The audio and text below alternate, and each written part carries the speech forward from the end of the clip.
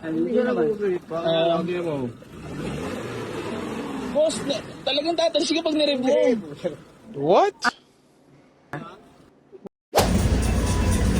Shoutout guys, Chill Mechanic here mga tropa. So, konting reaction lang tayo dun sa nangyari, no? About dun sa trending kay Boy Easy Garage.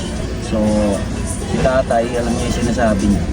Possible tama naman kasi yung sinabi niya. Talagang tama. Kasi blown head gasket.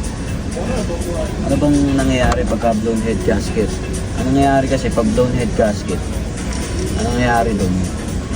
Nagbi-build up ng abnormal pressure dahil sa combustion gases. Ngayon, pagka nag-build up ng abnormal pressure dahil sa combustion gases, ngayon nahalo yun sa cooling system.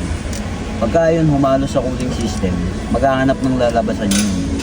Kaya ang nangyari, nag-overflow, bumulwak, nakita nyo naman, which is na hindi dapat kasi pressurized siya.